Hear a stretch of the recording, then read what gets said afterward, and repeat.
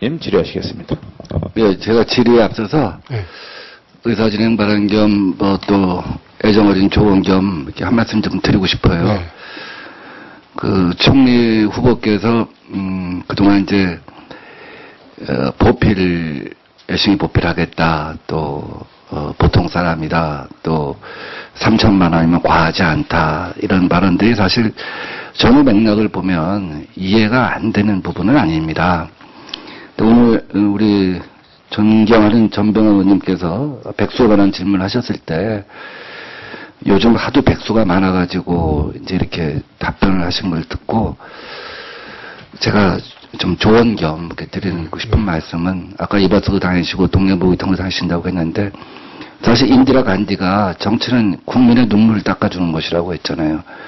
어떻게 보면 정치는 사실은 그 어떤 언어를 선택하냐에 따라서 국민의 마음을 치유하고 통합시키고 그런다고 보거든요. 맞습니다. 그 백수가 되는 사람들은 얼마나 괴롭겠습니까? 근데 요즘 하도 백수가 많아가지고 하는 것이 그냥 가볍게 하신 말씀이지만 거기서 국민들은 상처를 받을 수도 있고 위로를 받을 수도 있다 하는 생각을 해요. 그 미국 역사상 그레이트 커뮤니케이터라고 위대한 소통자라고 해서 몇몇을 꼽습니다. 우리 케네디 대통령 같은 사람은 냉전이 극심해졌을 때, 아주 심화됐을 때 사실 미국 민들이 굉장히 불안했죠. 도미노 현상도 생기고, 또 바로 밑에 쿠바가 또 미사일 갖다 끌어오고, 또 소련은 먼저 우주선을 쏘아 올렸잖아요. 그리고 유리 가가린이 갔다 와서 우주에 갔더니 신이 없다. 그래서 케네디가 향후 10년 이내에 달나라에 사람을 쏘아 올리겠다, 목표를 제시하고, 그래서 국민을 단합시키고 나사를 만들고, 그래서 달나라에 처음 갔다 온 루이 암스트롱이 달나라에 갔더니 신의 숨결이 느껴진다. 굉장히 어떻게 보면 그 한마디가 그 소련의 최초의 우주비행사와 미국의 최초의 우주비행사가 담긴 그 한마디라고 하는 건 굉장한 메시지 전쟁이라고 생각해요. 그래서 조금 그런 부분을 갖다가 좀 더 오늘 이 청문회를 보는 많은 국민들이 국민과 함께 좀 연민하고 그런 생각을 갖고 있구나 하고 느끼게끔 좀 말씀을 해주셨으면 좋겠다. 제가 한 말씀만 드리겠습니다. 제가 아까 그 말씀 드린 거는 요즘 백수를 둘러싼 그 얘기가 그 농담 내지 이런 게 많다는 뜻이었지 백수가 많다는 그런 뜻은 아니었으니까 제가 그렇게 이해가 되셨다면 죄송합니다. 그게 아니라 그런 농담이 많다 하는 얘기로 저도 받아들였어요. 근데 그 농담의 시중에 동원 농담을 총리께서 전체 국민을 아울러야 하는 총리께서 그런 식으로 다시 농담으로 그렇게 이해하고 받고 이런 거는 좀 죄송합니다. 안 좋다 하는 생각입니다. 죄송합니다. 질문하겠습니다. 총리 후보자께서는 선관위 중앙상임위원 때 매니페스토 운동을 제안하셨죠. 그래서 지금 국회의원 후보자들은 5개 공약을 제출해야 되고 선관위 홈페이지에 실리고 또 대통령 후보자는 10개 공약씩 있습니다. 굉장한 진전이죠. 저는 새 정부 출범 이후에 우리가 박근혜 당선인이 내세운 공약을 야당에서 선제 입법하자. 그리고 또 협력하자. 공통 공약을 갖다가 실천하자. 이런 제안을 했습니다. 왜냐, 과거 선거와 다르게 이번 선거는 시대 정신에 있어서 어떻게 보면 보수 후보가 진보 진영에 와서 동일한 선거였어요. 과거 역사에 없었고 앞으로도 우리나라 역사에 있어서 복지 확대랄지 경제민주화랄지 이런 부분에 대해서 그만한 사회적 합의를 이끌어내기가 굉장히 힘듭니다. 그래서 당선인이 취임 100일 내에 6개월 내에 많은 것을 진전시킬 수 있도록 도와주고자 하는 마음이 굉장히 강합니다. 감사합니다. 그런 차원에서 몇 가지 질문을 하겠습니다. 아까 당선인 공약, 당선인 뜻 많이 말씀하셨는데 검찰 중수부 해체해야죠. 네. 그건 공감대가 형성되었다고 봅니다. 당선인이 임기 6개월 이내, 100일 이내에 많은 걸 갖다 해야겠다. 거의 모든 것을 해야겠다. 근데 임기 적어도 100일 혹은 6개월 이내에 실행하실 의지가 있으시죠? 최소한 빨리 하도록 노력하겠습니다. 최대한 빨리? 최대한. 감사합니다. 다음에 지금 제일 민감한 게 사실 4대 중증장애에 대한 공약 이행 여부하고 기초연금에 대한 공약 이행 여부입니다. 지금 인터넷 포털에 가면 검색어 상위에 다 2가지가 항상 올라가 있어요. 지금 연간 1,000만 원 이상 의료비를 지출하는 분들이 1년에 얼마나 되신지 대충 알고 계십니까? 잘 모르겠네요. 저기 4대 중증장애, 암, 심장병, 그다음에 희귀성 예, 이런 거는 한 16만 명 되고, 그다음에 디스크랄지, 당뇨랄지 이런 것 때문에 지출하신 분들은 한 95만 명 됩니다. 그러면 4대 중증장애하고 이 다른 질병들을 갖다 구분할 이유가 있나요? 경제적 부담은 똑같은데? 우선 이 중증부터 출발해가지고 확대하자는 이런 그걸 생각합니다. 이게 재원 문제가 있으니까 저는 그렇게 이해하고 있습니다. 보편 타당성에는 맞지 않다고 생각을 합니다. 보편성에는.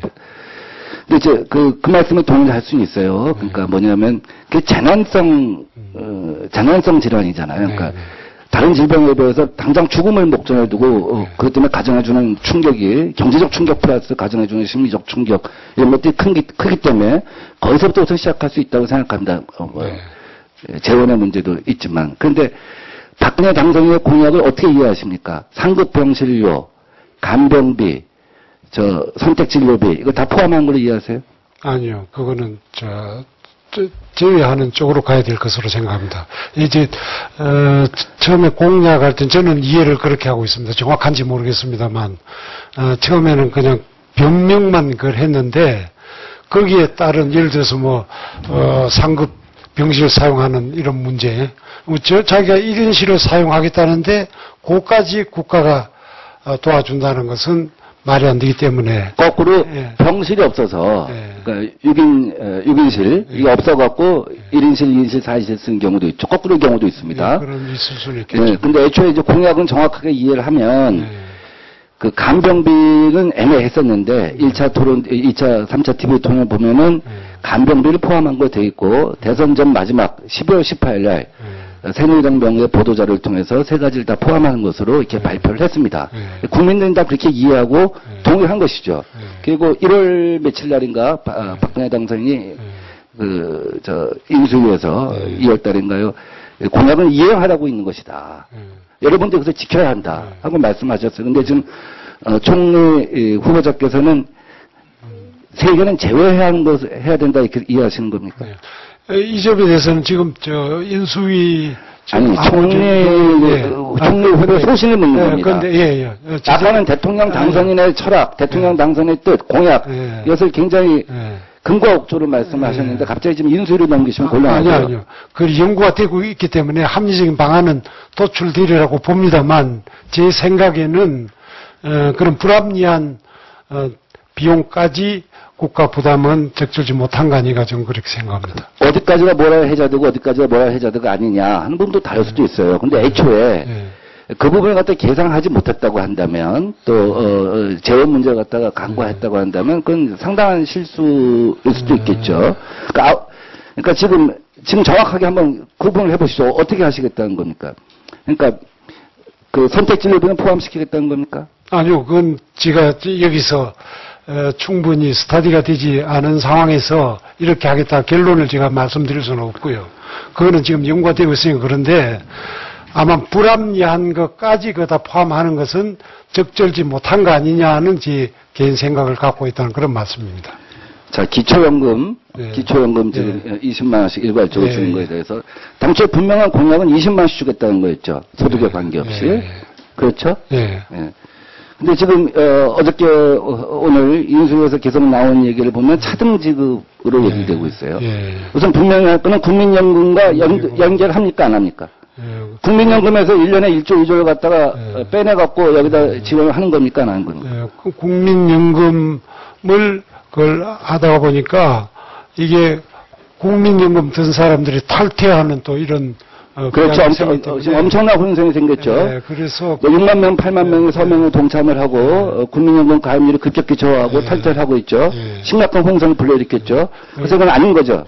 그래서 국민연금 가입한 사람이 탈퇴를 안 하더라도 손해가 안 되는 이런 방안을 강구해야 된다. 국민연금에서 일부를 빼내갖고 그러니까 지금 연간 10조 원 정도가 재원이 필요되는데 그래서 국민연금에서 1 내지 2조를 갖다 빼갖고 그러니까 연동해서 기초연금제에서 도입하겠다고 하는 것에 대해서 엄청난 혼선이 생겼잖아요. 그러니까 이건 아니죠. 아닌 거 정리된 거죠. 이 점에 대해서는 제가 좀 이렇게 명확히 말씀드렸습니다.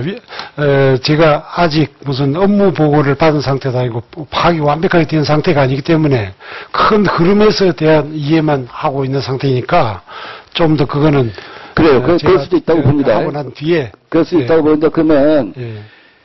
아까 이제 매니페스토 운동을 맨 처음 제안하신 분 아닙니까? 그리고 당선인께서 또 공약은 실천해야겠다는 의지를 분명히 하셨잖아요. 그리고 아까 당선인의 뜻 공약을 갖다 굉장히 어떤 절대적인 것으로 이렇게 말씀하셨잖아요. 그렇다고 한다면 그 기본적인 원칙 지금까지 동의를 하신 것이죠. 그것은 굉장한 파라다임의 변화라고 생각합니다. 우리가 한 시대를 뛰어넘는 거예요. 그래서 굉장한 고민이 필요로 하고요. 정말 강한 의지가 필요로 하다고 생각합니다. 오바마가 이런 말을 했더군요. 지난번에 박근혜 당선인이 책임 있는 변화를 얘기했습니다. 오바마 얘기는 책임의 시대에는 실수를 하지 않는 것이 아니라 실수를 인정하고 다시는 같은 실수를 하지 않도록 하는 게 중요하며 우리는 그렇게 할 것이다. 이런 의지를 표명했어요.